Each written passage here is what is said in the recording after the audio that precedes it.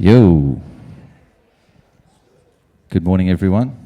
Welcome to the Promoters Panel, the name of which I think is The Promoters. Just checking that, yep. Presented by Mosh Chicks, kind sponsors of Promoters Panel. So, obviously today can be useful for anyone who's a budding promoter or is just in a band who wants to be able to access the shows that promoters do. Before we introduce the people that are going to help you with that today, the thing you need to know about promoters is they're incredibly thick-skinned people generally after a few years of getting bashed around by the industry. And normally they're quite sort of cunning and strategic people. And they'll sometimes forsake food for things like ticket sales reports because that's all they live for in the end, is the show. But I think it's important for us to know who these people are, so I'm just going to ask them to introduce themselves and let us know how they ended up as promoters and just quickly two good and bad things about the job. Start with you, Susan. Apologies if anyone was in the last session and I'm repeating myself. I started interning for, it was called Michael Chuggett Entertainment at the time, about 12 years ago, and did various other odd jobs in the music industry while I was just trying to build relationships and get some experience, and then was employed full-time in 2003, I think, and have been there since in various roles over the years. What's that? Favourite things? What do you think's shit about it? It's pretty all-consuming. It's, you know, it shows at night, on the weekend, travel, festivals, but then it's shows at night and travel and festivals, so. They are also the good things, yeah. That's right. Archie? Hi everyone. My name is Archie. I run a promoting company in China. We've been there for 11 years, and we have 3 festivals. We tour about 100 bands a year. We have a little booking agency that focuses on Asia and a bunch of other stuff. And what's the worst thing about being a promoter? Well, in China, I've made money on 3 shows in 11 years, so that's kind of rubbish. But we're building a market. We have another couple of companies that help support that, so it's a very expensive hobby. Hey guys, I'm Travis Banco, work with Laneway Festival and Lunatic Entertainment. So started out interning at Mushroom 5 or 6 years ago while studying at Victoria Uni in Footscray. Moved up to Sydney a few years ago and have been working on Laneway, which we partner with Chug and Susan with. And then, the management side just is a nice little sort of side bit. We work with Gautier and Temper Trap and others, so it helps keep the level-headedness in terms of dealing with, you know, the management hat or the promoter hat. And best thing about the business, it's just, you know, always wanted to do it, so it's lovely to be able to work with bands and a festival you truly believe in and lovely people like this. And as Susan mentioned, I guess the worst but not so worst side of it is just finding that work-life balance. You can easily do a 15-hour day, 7 days a week, so you need to just take your foot off the pedal a little bit and just find that balance of having a bit of time for yourself and loved ones. Cool, my name is Mark Sousley. I'm with Secret Sounds. We produce Splinter in the Grass Falls Festival. I guess I got my start in the business at C3 Presents in Austin, Texas. I started out with them just doing odd jobs and jobs that no one else wanted to do, and maybe some jobs I didn't trust anyone else doing. And then that just kind of, I moved over here, because I'm married to an Australian, so I ended up over here about 4 years ago, and started out with Secret Sounds 3 years ago. I guess, the worst things about the job, it's all consuming, as Susan said. You never get away from it. It's always with you. And the fun things about the job is the people that you work with. It's a creative industry, and it's a fun backdrop. I mean, it's just so much fun. The events are fun. Thank you. So you see the common theme there is you do a shit job for a while and then you keep at it. It consumes you completely, and then you're a promoter. That seems to be the way. Just so you know, these four people are probably actually not representative of promoters generally. A lot of them are fucking absolute maniacs. And these guys are probably four of the more normal people you'll meet in the promoter industry, as it were. They all speak normally and probably weren't driven to the job by a line of coke or something. It was actually a professional desire to help bands and do shows. But so we'll just cover a couple of quick things that you often get asked a lot of questions about when you promote shows, and that's to do with the opportunities for emerging bands, so that's support slots and festival spots. That's obviously a hot topic, like you think your band's going well, and you know, obviously everyone in a band thinks they're in the best band in the world, and you send out your 85-page biography and you can't get a show at a festival and you start saying that everyone's mean to you. But often it's just that you've not progressed enough or the process hasn't been observed. So we'll pick the sort of specialists here and a couple of the things. So I guess who are we going to go for? So for the festival slots, you guys are both, you know, Laneway and Splendour and Falls involved in those things. What should a band not do, and what should a band do to be able to, you know, have a crack at those things? I guess the bands we look for are the ones that have an audience, because that's what you want them to bring to your festival. You don't want a band to, be playing your festival for their first show only, and because who's going to go see them really? I guess you want them to have an audience to bring to your event. Mum and Dad would go. Mom and Dad and brothers and sisters, but they probably wouldn't pay. They'd be on the guest list. So those would be the big things I look for. And also, I guess you mentioned in your notes kind of like online presence, and that the audience online as well. That can be an audience. You know, it doesn't have to be a live audience, but it can have to be an online audience, a social audience. So just looking for one that's connected to fans, and they'll bring them to your event. So say you've got 100 bands on a Splendour. How many of those would be a cold calling band that just says, we want to play Splendour? Do you think does it work more as the other way, where a programmer chooses the bands, or do you think there is an option for someone just to approach and get on it? We certainly get approached by agents, but I don't think we'd ever get approached directly from a band. We'd give it much credence. And does the agent you're dealing with make a difference? Like if they're an asshole, for example. It can, yeah, definitely. there are agents you like and there's agents you don't. But I like all agents, by the way. All the ones that are here. All the ones that are here. Yeah. You especially, Sloaney. Yeah, especially you, Sloaney. Get that call from Perth. Does it make a difference? It can make a difference, yeah. So if a band chooses an agent poorly, and they may have had a chance of being on the festival, and that agent's just particularly on the nose with the festival for some reason. Maybe see that agent's had acts on the festival before. That's a good indicator. Hot tip. I just lost all my clients when you said that. For us, and it's slightly different from Australia, but the first thing is that there's always one or two bands on my festivals that have contacted us randomly, generally. That's all about timing, and generally it's when I've got 15 minutes that I'm spaced out or I'm hungover or tired and I actually want to listen to something new, and I'll just click on a link. So there's no science to that, unfortunately. It's like Monday mornings may be quite bad, but Friday afternoons may be quite good. You're also hoping to lose money, so you're not looking for bands that sell tickets. And just regarding the agent thing, we're in a region that about 40 or 50% of the agents worldwide appreciate and are interested in, and about 50 or 60% of the agents really just never want their bands to go there because they can't see any interest in it. So for us, very much, choosing the right agent, if you're interested in that kind of region, if you're interested in Asia, most of the guys at Windish, for example, are quite open to it. There are a couple of guys at CAA that are open to it. I've never booked a show through William Morris in my life, ever. 23 years of booking shows. So I think the agent makes a big difference. And Susan, so with you do a lot of national tours for bands of all different levels. So you're doing the world's greatest old country band, and I feel I'm the best old country support. How would I approach, or should I not approach? Should I wait for you to call me? I think that usually I just ask Travis who we should have to support.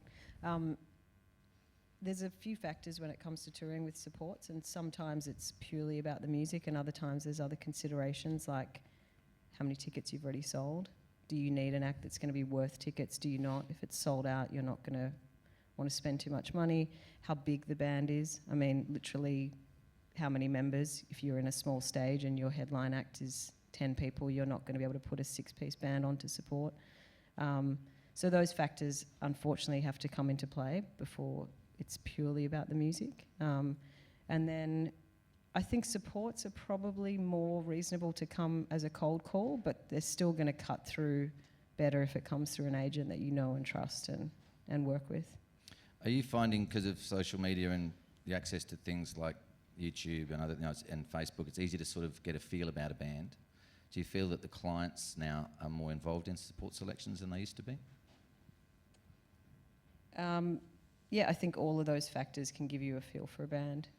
It's certainly a lot easier to quickly review your options, and oftentimes it's not up to us, it's the headline act wants to choose their own support, so it's about providing them, that's up to the local support submissions to provide them with good content to share, because they're not going to know that you sold out the corner or that you,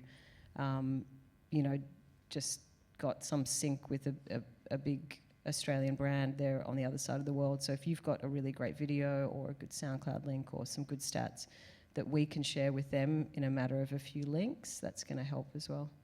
Because I feel that the acts are getting more involved in selections because of the access to information is easier. You don't have to post them a parcel with a cassette in anymore. It's a bit beyond that. You can just send them, here's the options.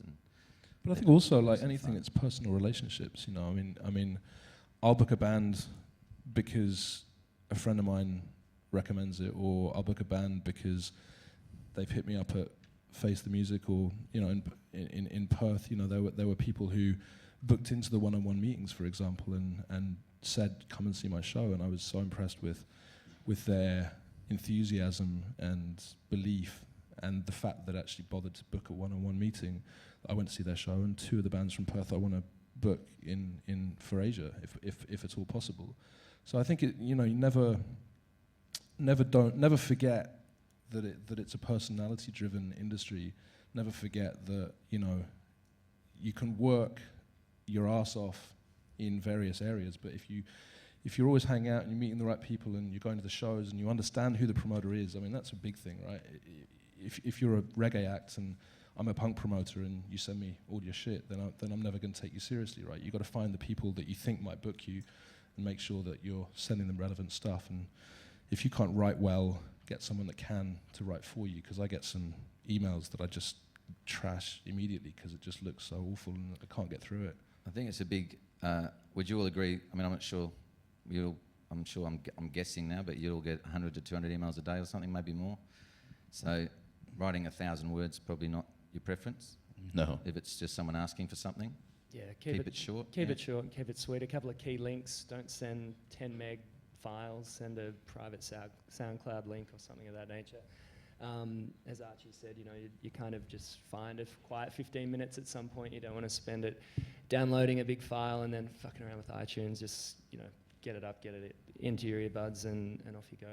So the general message, I think, is just be persistent, keep it succinct, really, is the thing. And obviously, if people say no to you, it's not always their decision. It might be the artist that's chosen someone. So don't then sort of send out a hit squad to kill the promoter. And I call it persistence without being annoying, right? Because there's, if someone hits me up and then I don't respond immediately and they hit me up the next day and then the next day and the next day, it's like, well, fuck you, I'm never going to open any of your emails now. But if someone hits me up and then 3 weeks later they hit me up and say, hey, and it's polite and it's like, I hit you up 3 weeks ago and I'm still really interested, that will change my mind and I'll be like, yeah, cool. We're all human beings, right? It's nice to be understood, right? That's Yeah. the thing. Someone sent us I'm so emo. Someone sent us a cake once, which didn't get them the support, but we really liked it. And I think it was the Weezer tour, and they put their band, it was the Blue album, they put their band on the cover, and we enjoyed the cake, and we may have posted it to social media and given them a plug, but they didn't get the gig. But that's the thing. Be creative as well. I mean, it's a brilliant thing. Just stand out. It's like a job interview. Stand out. Make sure that your 5 minutes or 5 seconds or whatever. Yeah, put are your well best foot used. forward. I mean, Sounds like Archie wants a keg, someone. So that's what he's angling for. Not eating sugar So- at the moment. That's I guess then that's the opportunities for the sort of, I guess, in those the exposure things. Just really quickly with each of you. So, is there a timing you think if you're in an act? What do you think about when people choose to try and get supports or festivals? What timing is best, do you think? Because to me, it's not a universal thing. It's not always the right time for bands to do those things. But when do you think is the right time, say, for a band to play on Splendour, Mark? Well, I think you have to have a story to tell. Has to be a point in the arc of whatever project you're on that makes sense to be at the festival.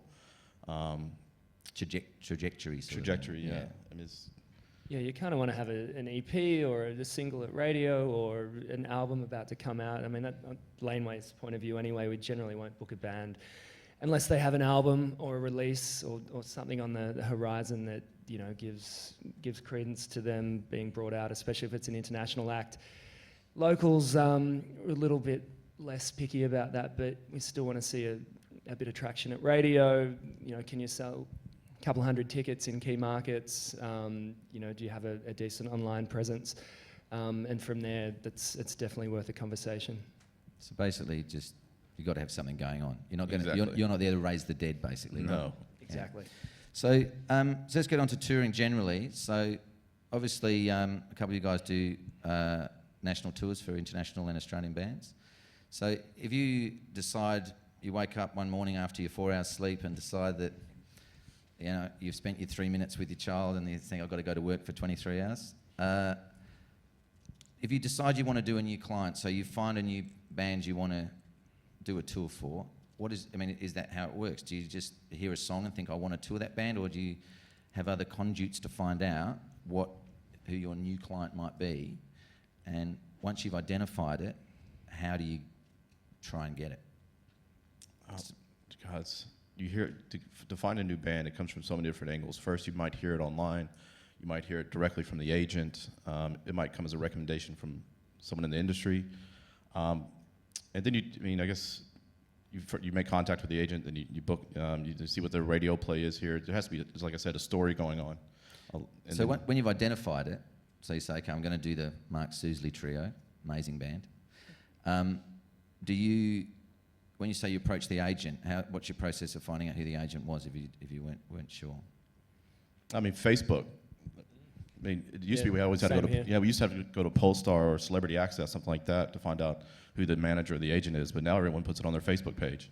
It's so valuable. So when that's there, do you say, obviously on Facebook there's also the manager's address as well generally? Would you email the manager as well? Only if I had a really good personal relationship with them, because generally it might get an agent's nose out of joint if you're going behind them and speaking directly to the manager. This is what I was angling at. Yeah. Yes. There are certain proper channels to go through, and you should always go to the agent first. So Susan, in a situation where you knew the manager and didn't know the agent and just thought this band is shit hot, I want to do them, do you email the agent, or do you have another technique to sort of give the manager a bit of a heads up? I'd probably do both. I would cold email the agent, and I would also just let the manager know that I'd done that, and say I've reached out to so-and-so and we really love the band and want to work with them. But I emailed this prick 2 days ago and he's not getting back to me. Can you sort it out? just give them a nudge. But yeah, I think, as Mark says, there's protocol. Some agents are not that fussed about it. Some are very fussed about it, and you could lose an opportunity out of it. I have some tours that we work on where I'm very close with the managers, and I won't liaise with them at all in the process of a tour. Everything goes through the agent just to make sure that it's all done by the book. And sometimes you wonder if your emails are getting passed on or not, if the manager even knows what's happening, but that's just the way it is. You have to respect that process. So let's take it a step further. Let's go deeper on this one, right? So you are going for the bands. You really want to do this band. You've followed all the protocols. You've respected the agent's sort of position as the representative for the live shows. And you know the manager very well, and they've said no to you, and you think the reason they've said no is a bit shit. Do you let it go, or do you ring the manager and maybe say, can you look at it again, or do you I think then... if you've lost the tour anyway, you may as well give it a shot. Yeah. But what if the agent, you're doing other business with that agent, so it could, there's potential for... Have I done this? And I didn't know. No, I know, but I have. It hasn't worked. I'm just Right. seeing if I can get some advice from you. Look, I think every situation's different. You need to... There's some agents we've worked with where, I'll say to them, should we... They'll say, pass this on to the manager, or just ask the manager, and you'll say, well, I thought it needs to go through you. And they're like, I don't care, just get the answer from them. Then there'll be another agent who'll call you and berate you for asking a manager for a press photo. You know, you just don't know what you're dealing with, and I think it's every time it's case by case. So if you really believe in the act and you believe that the manager would want you to work with them, then I think you would chase it up, because ultimately they are the closest representative of the act. They selected that agent, they trusted them to make the best decisions for them. So if you feel that that agent is bypassing something that you believe the manager would want, then I guess you'd probably raise it. Would you ever approach the band direct, Archie? Yeah, I mean, we do all the time, because we have a lot of agents, as I said, 50-60% of the agents who don't give a shit about our region. And I know from years and years of experience that if I do a band 5 years later, right, I'll reach out to a band, no. And then 5 years later, I'll meet them at something like this, or I'll meet them at a show, or I'll meet them wherever. And I was like, God, I really wish you'd been able to come to China that time I put that offer in. The band's like, fuck, did you put an offer in? We'd have loved to have come. And you're like, you know, and that's happened time and time and time again. I think the one thing that I'd say is the agents have quite short memories. So I received I was super stoked on Savages when I first saw them in 2012. Really wanted to do them. They had an agent at Coda. But on Polestar, he was listed UK Europe, so that's always fair game for me. So you might benefit from the territory not being clear or not explored before, right? Well, yeah. So I knew the management, because it was Sigur Rós, same agent, same management as Sigur Rós, and we'd had lots of conversations about Sigur Rós in the past. So I went to him. He passed me on very very gently to the said Coda agent, who wrote me the most horrendously, aggressively horrible email I've ever received in my entire life. I mean, I've never seen anything like it in my life in any way, shape or form. So I was a little bit like, ooh, okay. And I kind of avoided him for a couple of years, and then we were together in a meeting, and I was at Coda, and he came down, and I said, yeah, hey, how's it going? And he's like, yeah, fine. And I was like, do you remember that thing that we had over Savages a couple of years ago? He said, no. And I was like, I had no idea that someone could write something so ferociously horrible. Maybe it was a template. Yeah, he's got a template for it. Template, it sounds like. Aggressive responses for Chinese promoters template. It could well be, but I think the point is that just I will try anything, you know, because the hierarchy thing is, you know, there's protocols, and with the agents that I know that will work with us, it's cool, but with the ones that don't give it any credence at all, and I know the managers often and the acts more than that would like to consider this idea, you know, it's a persistence game, you know. So I think the message here, if you listen to, so from the Australian perspective, people operating in Australia with looking for artists that are represented, clearly have a representative for this region, that you need to really consider the politics of the situation. And generally speaking, that if you're trying to get a live performance, you go to the live performance representative first. Even if you have other relationships, and probably the least successful would be approaching the band.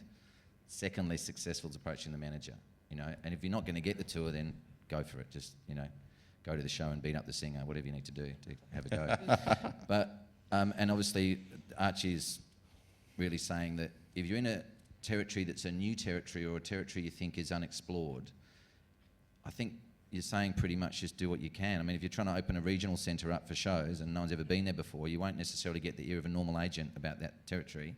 So you may need to go and try those other politically, because the agents ridiculous they don't always, and I find actually increasingly very rarely have the long-term best interests of the artist at heart. You know, and particularly when you go to a William Morris, or you go to, you know, an agency that maybe is a bit more money focused. A lot of artists will go to that agency because they want the money. So when they get to a certain level, they'll be like, right, we want those agents that will be kind of douchebags and just not accept anything below a certain level. But a lot of the artists, you know, will want that experience. well, they're looking for colour in a tour too. You don't just want to do the same 20 cities for your whole life, right? So there's always a chance to maybe get them to Geelong or China. And that's it, you know, the agents don't necessarily have that. I like the comparison.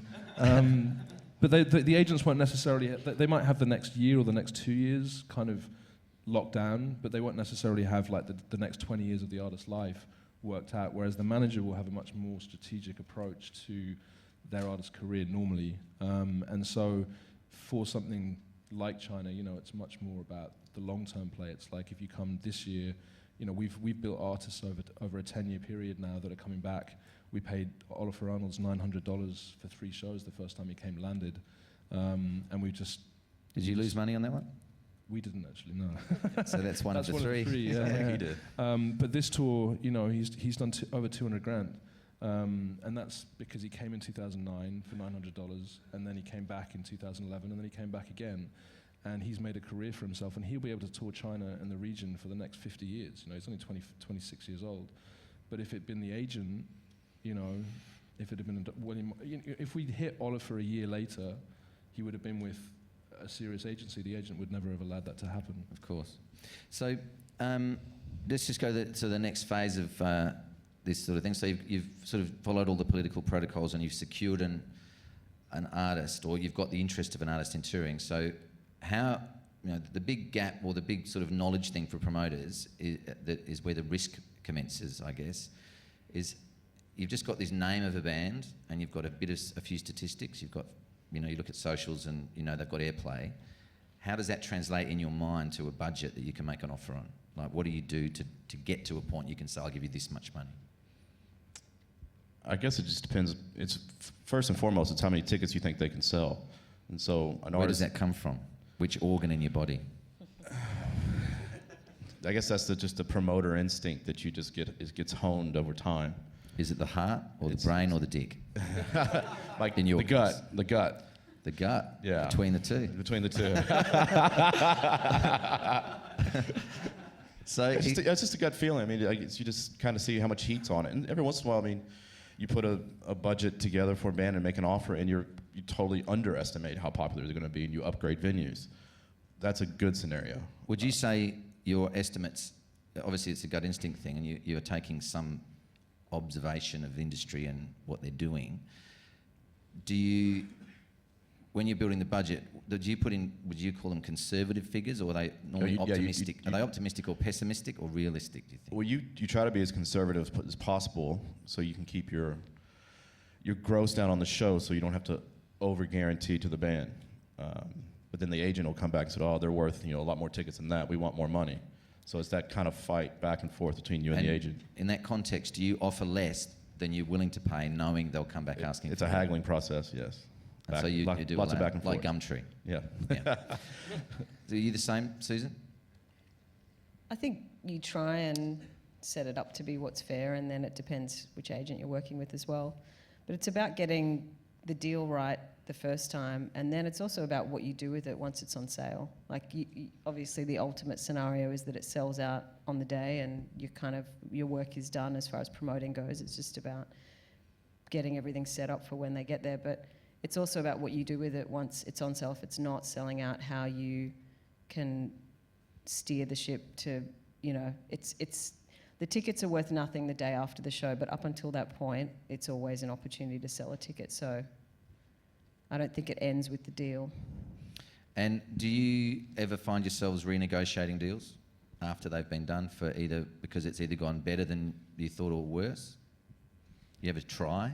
I mean, We've been asked a lot to renegotiate when it's done really well, but you don't generally ask for it to be renegotiated when it hasn't done well. That's unfortunately, promoting is kind of ludicrous. You know, you only make money after a certain point, and it's very, very easy to lose money. It's not really that easy to make money, so you've got to be smart about it. It's kind of if God invented business models, this was the joke. Yeah. I mean, I think it's a passion game, right? Again, I think all of us get into it because we love it. I mean, I just loved music so much when I was young, and still do. But you know, it was that drive that got me to do it, because I wanted to get close to it. I wanted to be involved in it. I wanted to have those experiences. And so yeah, you don't make as much money as, you know, the investment banking career that my mother had planned for me from a young age. But I have a hell of a lot more fun than my friends that are doing that. And I think you need to find creative ways to make money as well. There's a whole, you know, I think the industry's changed so much that I don't think any of us are just promoters, right? I think everyone's got secondary and tertiary activities, because being a promoter is quite hard as a just day-to-day, as Susan says, it's easy to lose, it's quite hard to win. So, I know that you guys do festivals, which is promotion, but it's a different angle. That you bring brands into the equation there. You have much more success potentially with that. Some of us are agents. I'm an agent as well. I think that in Australia is a very strong thing to do. I was going to say the promoter's always the last one to get paid.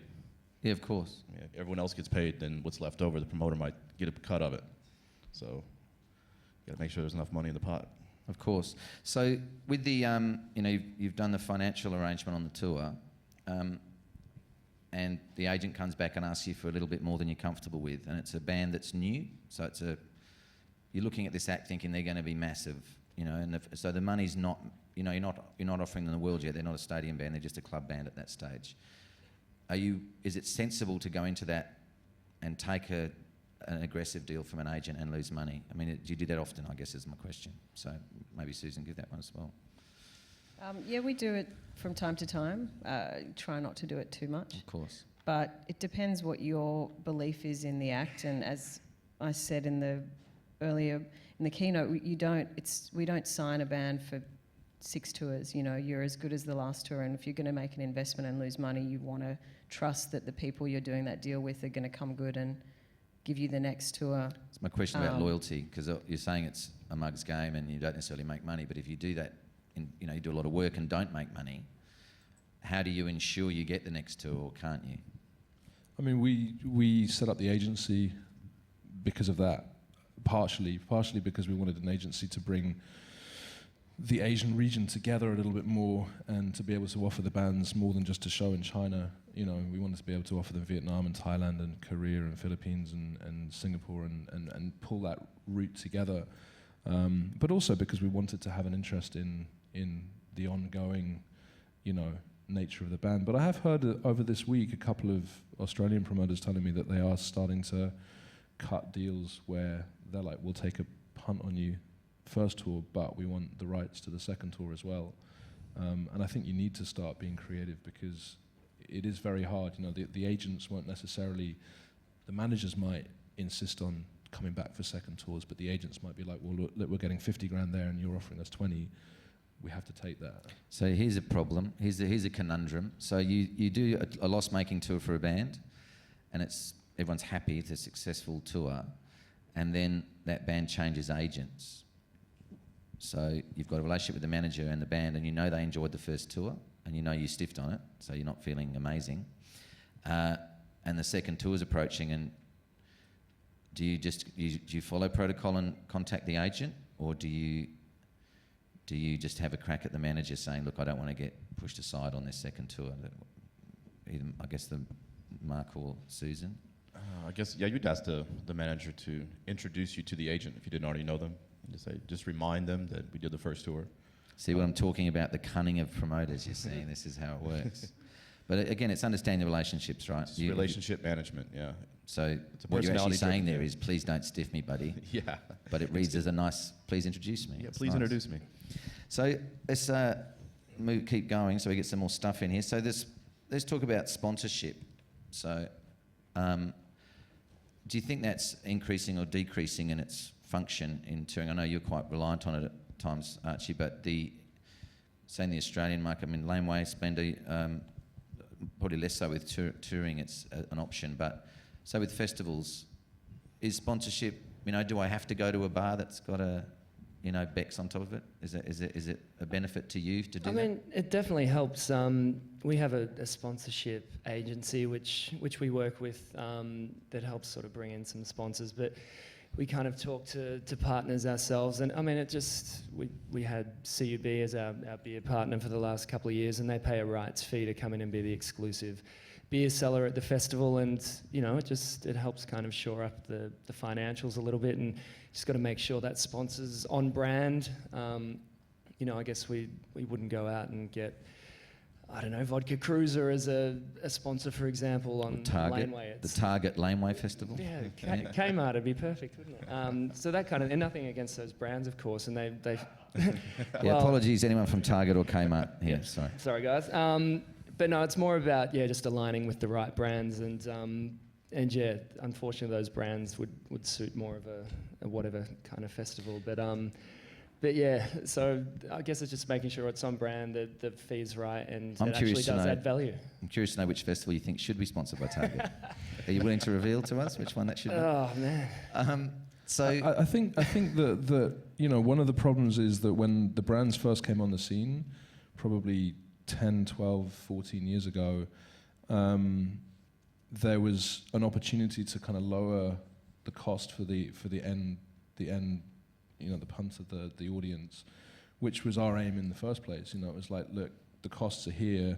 If we can get a sponsor in, then we can lower our cost to here. Then we can pass that saving on to the audience.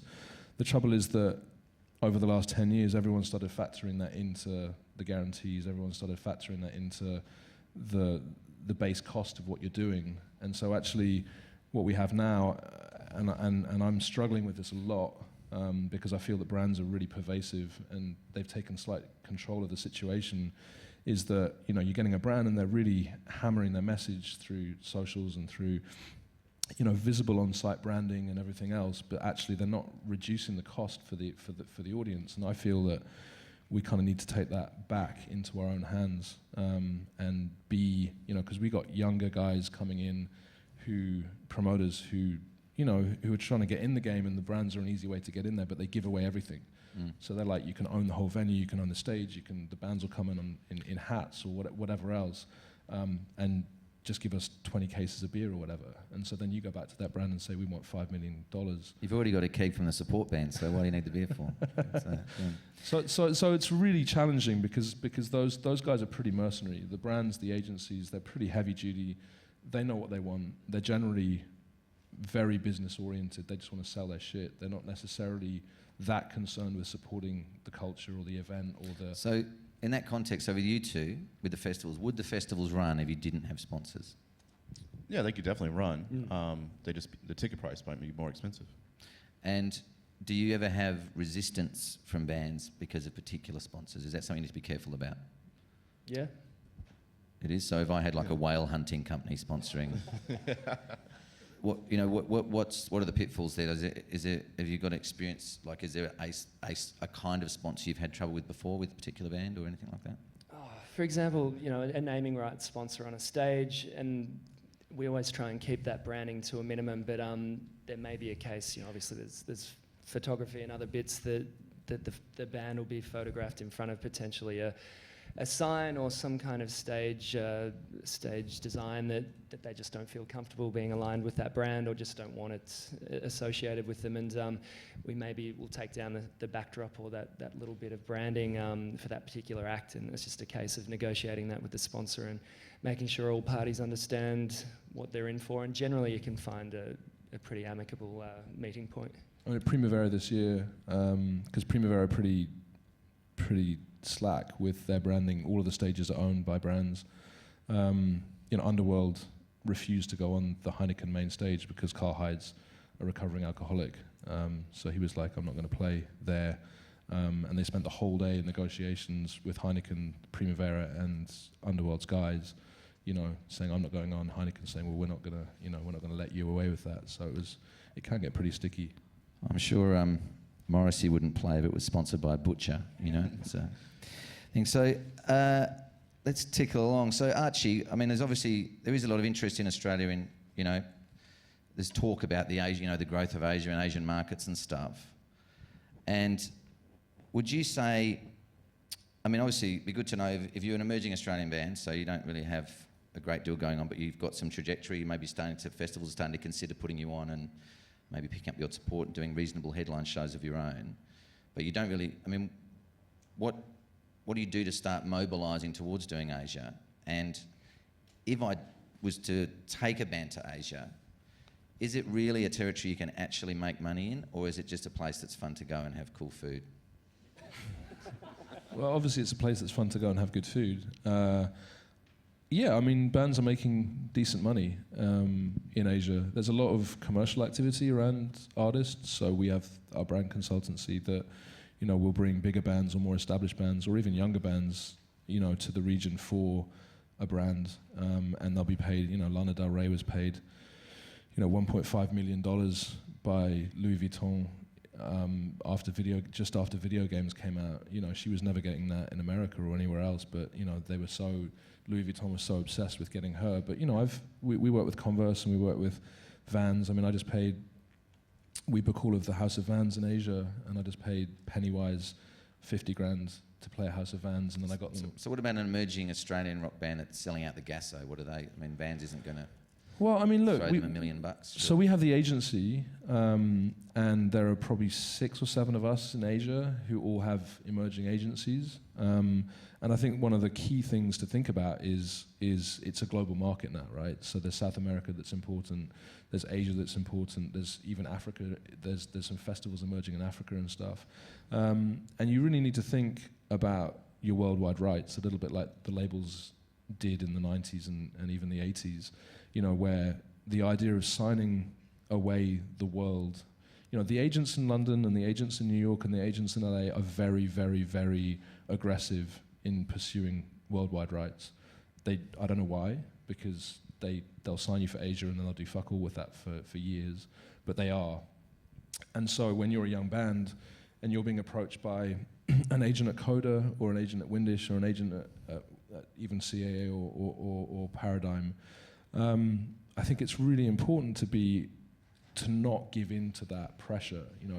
If star agent 1 is like, I want to sign you, but I'll only sign you if you sign for the world, be smart and stand up to that and say, I don't want to sign with you for the world. So assuming I've stood up to it, yeah, I'm still the Aussie band selling out the Gasso, and I want to do Asia. What do I do next? There are probably 20 or 30 festivals in Asia now that are getting some traction, from Magnetic Fields in Jaipur in India to It's a Ship in Singapore to we have 3 festivals in China, but Modern Sky, who's our big competitor in China, they have 25 festivals in China now. They booked King Gizzard sorry, I never get that name right, but that long name. They booked them last year for for their festival in Shanghai. I work with 3 different Australian bands in our festival that we did a month ago. Shocking Pink, so they're Australian and New Zealand. But we pick up a lot of emerging stuff. And so those acts, did you source them or did they approach, say we want to come to Asia? It's a mix of both, and I think that particularly if you're an Australian band that is starting to get some interest in the UK or starting to get some interest in America, you have to stop off in Asia anyway, right? So you may as well start your journey in Sydney, stop off in Jakarta, and then you can actually do Singapore, Seoul, Manila, and there are good promoters in each of those regions that are hungry for acts. There's a certain amount of self-management that you have to do as a young band these days, right? You can't surely they're promoters with the same concerns as everyone else. Surely I guess the point I'm trying to get to or get you to tell us about is if I want to go to Seoul, so I'm a soul band, just to make it simple, and how do I want to have a career in Korea. How do I clearly if I've not done anything specifically in that market, the only thing I've got going for me is probably Facebook and YouTube. Like and if I look at the stats on that, I've got like 4 likes in Seoul, then what do I do to get a promoter interested in my band in those cities? I mean, they may be good promoters, but if they're good promoters, they won't touch my band, But that's what I'm saying about self-management, right? You might, and I'm sure all the young bands in the room and globally are doing a certain amount of self-management, right? Certainly before you get to the management age, that whole kind of industry thing, which is generally only the super hype bands, right? So if you're not a super hype band, you can get $1,000 guarantee off each of those regions, and maybe if you time it right, there'll be a festival that will pick you up. So I paid Shocking Pinks $1,500 for the festival. They got another promoter in Beijing to put 3 shows in China around that. They did a lot of work themselves, but every single promoter loved it, and every single promoter would bring them back, and every single promoter would pay them more the next time. There are subsidies that you can get in Australia. I mean, I think particularly in Melbourne, there's lots of ways to get some government support in Australia. I mean, you're really, really lucky here because you have a government, regional and federal, that support a lot. Millie and Glenn do amazing work with Sounds Australia. you know, there's a bunch of different ways that you can do that, and I think that it's just about being smart and realizing that if you're traveling anyway, you may as well stop. So it sounds like you would need to, I mean, I'm trying to sort of distill it so people can see if they're candidates for these Asian adventures, you know, it sounds like you need to have some money, basically. So, I mean, it sounds like you would need to invest in the territory and then see if you can get some traction when you travel through there. It sounds to me like, would that be accurate? But isn't that the situation anyway? When you're in a young band, you know, you're washing dishes, right? You're playing your show at your local corner pub, and they're not paying you anything. They're giving you beers, right? So actually, if you take into account your man hours for lifting, for lugging your gear in, for practicing, for all that kind of stuff, you're making a loss anyway, right? So it's like any market in the world. You have to put in the yards, and I think a lot of the bands don't realize that. They think once they made it in region A, or once they're on that kind of trajectory, that's it. That's the hard work stops. The difference is obviously all bands have to invest in themselves and, you know, do some time, I guess, getting treated badly, and paid badly. But in your own market, you know, you're not in a, you understand it culturally, and you know you've got airplay that is giving you something in those markets. Mm-hmm. So it's easy to ring someone and say, I've got airplay on Triple J and I've got 10,000 likes on Facebook in Australia. Can I have a fee? It's more likely to sustain a tour.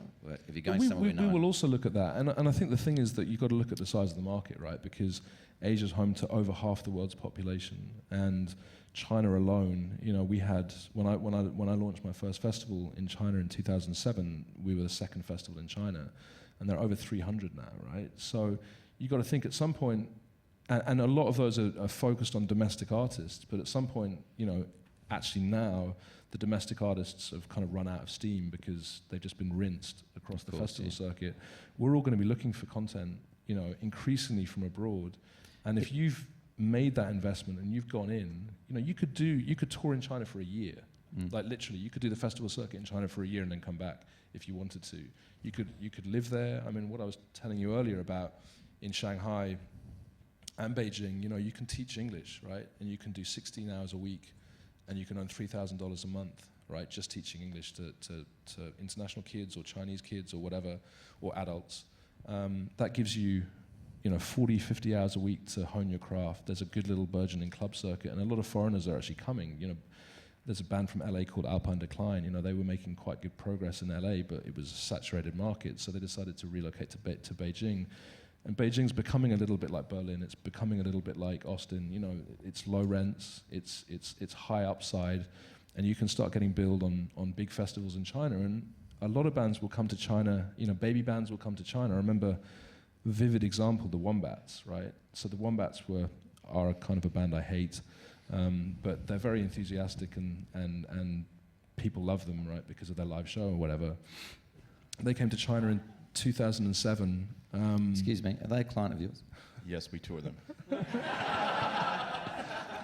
Coming back in December. Personal opinion. At least they're enthusiastic, Mark. They are enthusiastic. Counts for nothing. They're really nice guys as well, but I'd say it to their face that I didn't really like their music. But they came to Beijing, right, in 2007. They managed to wangle their way onto a slot on MIDI Festival. They took a ton of photographs of themselves because they were on a festival in Beijing, 30,000 people at that festival, right? And so they took loads of selfies of themselves with 30,000 people behind them in China, went back to the UK and used that as their PR photo. You know, we're just like, so they took a punt, they went there, they probably paid a bit themselves to be there. And they were hated by the local promoter. But then they went back. Surely. But So then they went I'm going back to cut you with- off, Archie, because we've got 5 minutes left. But if I want to access these 300 festivals or this emerging festival market in China, who do I contact or where do I find information about where they are? Is it something, you want to get thousands more emails next week? No, but I mean, there are 5 big festival brands. So Modern Sky, they have a brand called Strawberry. They do 25 festivals themselves. There's MIDI Festival. There's if you're into electronic, there's Storm, which is a massive EDM festival now, and you know there's a ton of other They ones. have English websites or English? They all have English. They all have Facebook. Facebook. You know, so Google is what you're saying. Google. Yeah. So we've got a few minutes left. So let's try and make them exciting. Let's try and finish on a high if we can, like the Wombat Show. I'm going to get a rating out of 10 from you guys, just up and down on each question, on what you think of these things. 0 being shit and 10 being amazing. So, what do you think about bands giving away their music for free out of 10? And its effect on the business, obviously. I think it's a 10. You think it's amazing? Yeah, I think it's amazing. Travis? Depends on the band, so 5. Middle of the road. Yeah, I'd say 8 if you're emerging. Susan? I think promoters' hat says 10 because it's just going to expose them and help them sell tickets. Okay. So I'd say the average is around 8 after that. Probably that's not a bad average for giving away music for free. Not so good for the band's bank accounts, but amazing for the promoters. So what about the globalisation of booking agency businesses? So you've got William Morris already in Australia. There's probably likely to be 2 or 3 more come in the next few years, I'd imagine, with all the sort of, equity funding and things like CAA and UTA kicking around. So out of 10, is that amazing or shit? I'm not going to give an opinion on that one. Oh, that means 0, obviously. So, Travis, Man, I think you always need the independence, so 7. you think it's good? I don't think it's great, but I don't think it's horrible 7's either. okay. I'm with you. You can guess. It's a big fat 0 for me. 0 from Archie. Yeah, I'm down the bottom end as well. I think Australia's a very unique market for touring, and I think promoters kind of play the role of an agent here anyway. So it Cool. just adds another person in the chain. Corporations are not good for music. Full stop. We would agree. So, globalisation of promoter and festival businesses. So, Live Nation, AEG, those sorts of businesses coming in with doing global deals. Same sort of out of 10. What do you think? Well, there's one thing I wanted to say on that topic when I got your note was, thankfully we don't have those big promoters owning venues here. I mean, AEG own the arena business here, but thankfully we have a really strong independent club scene, and I think that's the most important thing to have. Now, as far as Live Nation and AEG coming in here, I'm sure it's going to be inevitable. I mean, the Live Nation are already here, and they're just going to get bigger and bigger. What's the number though?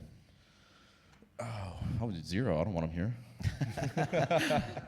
Yeah, we're independents as well, so yeah, 0. Yeah, I mean, AEG is a privately owned company, so they're not necessarily. I think corporations, publicly listed companies owning music is a bad thing. I still find AEG a lot easier to deal with than Live Nation. So, but I'm still down at 0. Susan? I'll go with the trend, 0. So as you can see, a massive amount of support for the global companies coming to Australia with 0. So you'd have to say is on that global thing that, in a festival that, it's interesting to me in a market where the festivals are all disappearing, the single day inner city festivals are disappearing, that I'm hearing news of a major, one of those companies bringing a festival like Lollapalooza to Australia next year. So what looks like a trend away from those things, they're coming in to start one, would seem crazy, which would mean the 0 is a good score. Anyway, so what do you think about the current structure and culture of ticketing rights and fees in the major venues? So I guess you're generally talking about the bigger companies and how they affect the promoter paradigm. What's that, Mark, out of 10? I'll give it a 5, middle of the road. Yeah, same, middle. I don't know much about that. I just got. Just say 0, actually. You love 0. Well, no, because I just got $2.5 million in funding from a ticketer in China to start a festival. So 10. I like the ticketers at the moment. Yeah. Susan? I think there's pros and cons, so a 5. Australia has a unique situation where the big arenas get contracted by one ticket agent, which means that there's no real motivation for them to help market your shows. But then the fees aren't as bad as they are in other parts of the world, so we don't have it too bad. Middle of the road. Good. Tinder. What is it? What is Tinder? Yeah, pretend you don't know. Come on. What's my thought on it? As a promoter, is it affecting business? I don't think we've ever used Tinder to market, but I mean, Facebook, all social media is a great tool. It's probably one of the most powerful tools out there right now. Facebook. Just all social media. Did you rate Tinder or did you move on? Yeah, I didn't even rate it. Because Your people general used to get manager roots has at Secret Sound shows, but now they get them off Tinder. So Your now they general don't buy manager has a tickets. great profile on there. I know. Travis? Yeah, having had a girlfriend since before Tinder even existed, I'm not super I'm not. familiar with I'm not proposing its effect on you personally. it. Look, As a promoter, because I just there's a few people in smaller venues who are saying to me they think the weekend trade is harder because of Tinder in the last 12 to 18 months, and that's why I put it in there, and because I think it's funny. I don't know. If it's the right show, it shouldn't affect it too much. Archie? Well, I mean, one of the reasons I got into music in the first place when I was 13 was to hook up. And so that was a great incentive to go to clubs and start drinking early and whatever. So I'd imagine it's having an effect for sure, because kids don't have to go to clubs to hook up anymore, right? So we're back go and give us a classic Well, Archie Zero. For music, I don't know. I don't know if there's a social media component that allows you to promote through Tinder. We haven't explored that. We have a dating app partner for one of our festivals, because in China there's quite a big Lonely Hearts kind of thing going on with single child Is policies. there any company not sponsoring your business in China? We use it as a media outlet, but yeah, I mean, we use the festivals as a place to educate people to come and meet friends and like-minded people and hook up and offline. So yeah, I don't know. So we've got 1 minute left. So Susan, what's your rating on Tinder? Again, not personally. Well, I think people will hopefully want to go out if they meet somewhere, so maybe that'll encourage them to go on dates to shows. So maybe it's good. They've got to have an interesting life in that heady first few months, don't they? So, so let's. I think I said that wrong. So we've got 30 seconds left. Let's. So the final rating. How do you rate Face the Music? As a industry person, if you're going to be in the industry in the future, would you come to these things? Yeah. This I one. give all conferences a 10. When you're there, Yeah. good idea. Yeah, 10. We've been looked after fantastically. Yeah, good setting. Melbourne's a great music city, so yeah, hopefully everyone gets around and meets a lot of people and has a good time. Archie? Yeah, awesome. Love it.